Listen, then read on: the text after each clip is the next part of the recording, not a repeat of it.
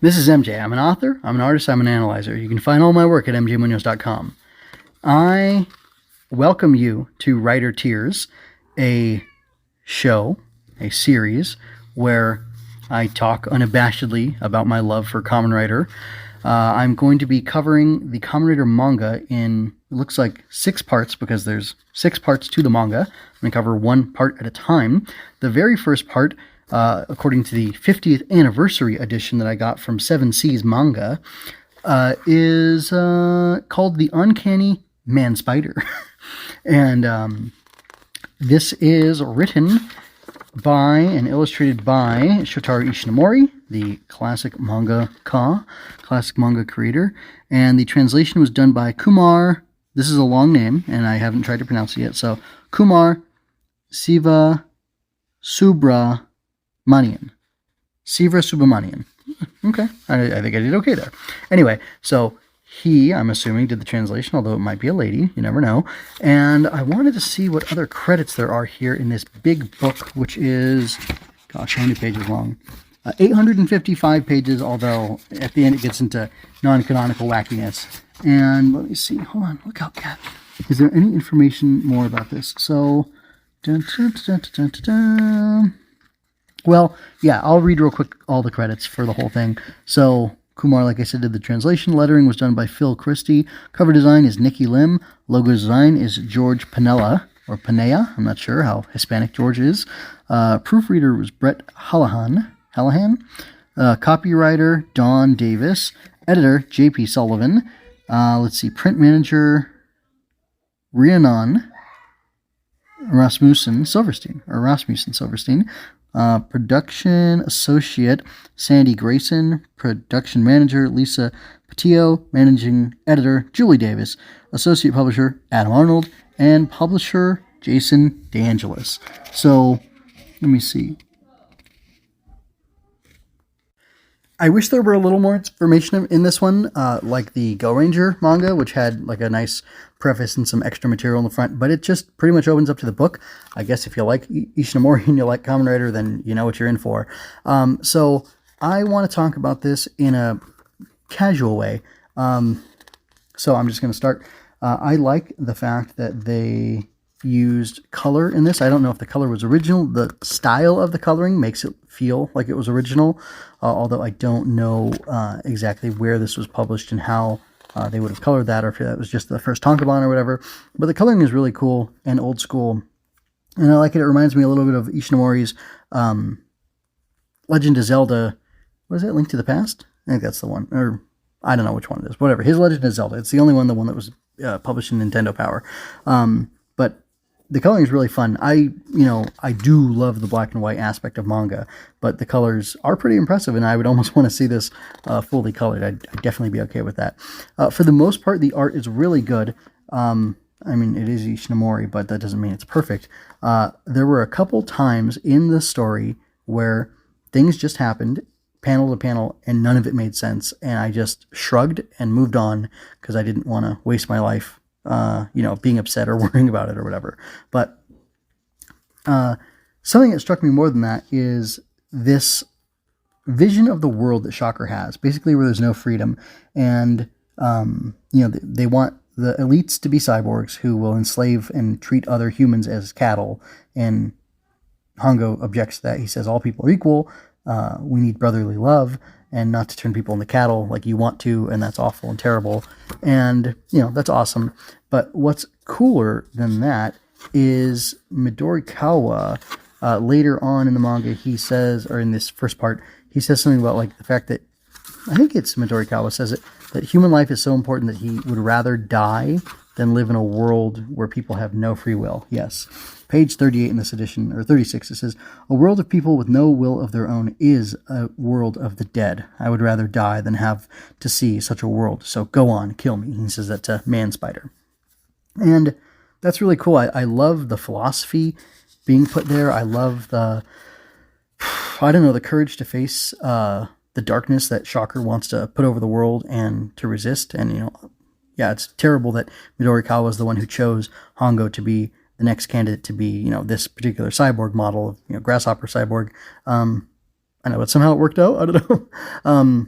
I wonder what exactly Midori Kawa was doing, because apparently he designed the Cyclone, and I think he designed the Rider suit as well, which, like, the way as much as I like Ishinomori and as much as I like Kamen Rider, it has always bugged me that the way he did it, that the Shocker cyborgs are, like, they're monsters. They're not cyborgs like Kamen Rider. They're weird. They're weird. They're weird, monstrous, 6-armed spider dude, snake guy with crazy physiology, who we will see later. So again, a fundamental weakness is the difference in the design, I guess the design sense, because either I think everybody should look more like Kamen Rider and have more of a themed costume that's, militaristic. He looks, like a motorcycle rider, soldier type costume, almost more like how the grunts are themed after each guy. I think that's what each kaijin should look like, really. Or Kaizunigan, because they're cyborgs, right? That would make a lot more sense. With how organic they are, it kind of doesn't make sense. But then again, we do have the instance where he cuts himself and he heals very quickly after he breaks that glass. And that's, his organic flesh is being healed somehow by the mechanics. And that kind of doesn't make sense. You would think that wouldn't happen with his tissue, but it is. So I guess the same types of cybernetics can also make a guy have 6 arms. Or is it just 4 arms? Maybe it's just 4. Anyway, it's crazy either way. But then, yeah, here we go. At the 40 to 41, guys are shooting at somebody. I think Hongo's corpse maybe dashed against the rocks. So he says, I'm Kamen Rider. He has this cool thing. Looks great. And then they're shooting at him. And I guess he jumps away. And then 41, he's gone. And that's it. And it doesn't make any sense. It does show the docks. But I don't know how close they were to the docks at this point. They're by the ocean, so docks are nearby. But it doesn't really make sense. There's no real context given to that. I mean, that being said, though, on page 37, when Midori Kawa is being choked out by the spider guy, or man spider, sorry, there's this cool shot where the rider is he's being reflected in the compound eyes of the spider guy.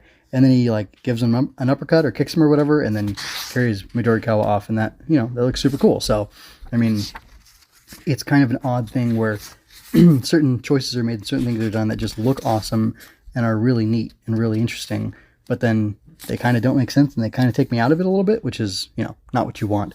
Like the robotic spider spy thing that Man Spider has, it only has 6 legs. Why not 8 legs? Maybe 8 would be unnecessary, but you would think a 6-legged spider would be kind of conspicuous. I don't know. Kind of odd. These character designs are really good, though. They're very expressive. They're very cool. I like Toby Tachibana and his, bow tie and, bald butler man look. That's a lot of fun. Yeah, again, Man Spider, it looks like he has the 4 legs, or the 4 arms, and then the 2 legs for a total of 6. So maybe that's why. I'm not sure. But let me see what else. So, I mean, this first story is really compelling. They're on the run. Things are desperate. Things are crazy. And then, Toshiki Inoue is not the first man in the history of Kamen Rider to use misunderstanding and poor information and lack of communication to start or to seed and then nurture conflict throughout the Kamen Rider series. Although his dad did work on the original Kamen Rider. I don't remember his name at the moment. So he may have been the one who did that. But then again, the way this was done, Ishinomori was doing the manga, I think, kind of parallel to the production of the show. I think. So he has this misunderstanding thing happen too for Midori Kawa, Ruriko, to hate and fear Takeshi Hongo. And it sets up this ironic thing where he feels like a monster already, and he feels alienated from the rest of humanity because he's a cyborg now. He's no longer totally human. And then he's being accused of murdering a friend and someone who he valued and who he was looking forward to fighting against Shocker with. And then his daughter, who they were trying to help out and save and protect and whatever, blames him for her father's death and hates him. And then by the end of it, she saves him from Man Spider. And when she wakes up, she asks who that man is, that man being Kamen Rider. And Toby says, I don't know. So he has to lie to her, or he chooses to lie to her in that situation and say that he doesn't know who Kamen Rider is, but just great that he saved her. Some other stuff that's cool. the O-ring and the antennae on the mask, if you're not super into Kamen Rider, you might not know what that is. The O-ring is, there's a light, a circle, a red circle thing in the middle of his forehead between his two eyes. It beeps and bips and boops, and it has something to do with tracking things. It's explained later on in another manga. Ishinomori is this cool thing where he dissects and points out a bunch of stuff on the Rider. Like his mouth is called the Crusher, and this thing's called the O-ring, and that's called out there. And it talks about whatever details. But like the antennae move and stuff, so it's like a really weird thing. And like, I think Midori Kawa specifically made the helmet. You see, I don't know what parts of the Shocker Kaijin cyborg stuff he was making, so it's a little hard to, place things and tell, what exactly they are for him. But, whatever. It's vague. Keep it vague, and you can do whatever you want, right? It's a good rule of creation for stuff like this. And then there's fun stuff like as Rider's rushing off to save Ruriko, he yells out, "O wind, cry and howl, raise a maelstrom within me, become a storm, Mother Nature, your energy is my strength." And that's fun. And then he has this awesome confrontation with Man Spider where he does the Rider jump, he does the Rider kick, and he does a Rider chop, and chops off all 4 of Man Spider's arms, and then Man Spider falls to his death, and then, like I said, he's able to save Ruriko. So, like, the action in this is super cool, again, except in some places where there's like seemingly missing panels or just like jumps in logic where just something happens and we don't really know what it is. But yeah, the action is fun and the drama of it is really fabulous because you really feel for Hongo and he's like desperate to save Ruriko because he couldn't save her father, or that might be why. And other than the fact that she's an innocent person who doesn't deserve to be, kidnapped and murdered by Shocker and stuff. So that's pretty cool. But yeah, this first section of it, this part 1 is really awesome, and I think part 2 is a lot longer. And yeah, it's like 130 pages or so. So that's going to be really cool. And I'm looking forward to that one. That one's called The Flying Man Bat, and we will get to that at a later date. Leave any questions, comments, or concerns you have at mgmunoz.com in the show notes. Look in the show notes for you to be able to subscribe and see all the other stuff I do. And, for the video version of this, go ahead and like, share, subscribe, all that good stuff to help spread the word about this and get me more... share this around, because the more people are responding to this, the more stuff I'm going to do, and the better it's going to be for all of us. That's the hope and the plan. So anyway, take care, folks. I hope that you are well, that you be well, and until next time, this is MJ signing out. I hope you enjoyed that. Go to mjmunoz.com to leave any questions, comments, or other feedback you might have. There you can find all of my analysis, art, and fiction. I cover books, tokusatsu, comic books, anime, and more. Look around. You're sure to find something else that you'll enjoy as well. This has been a Story Over Everything production.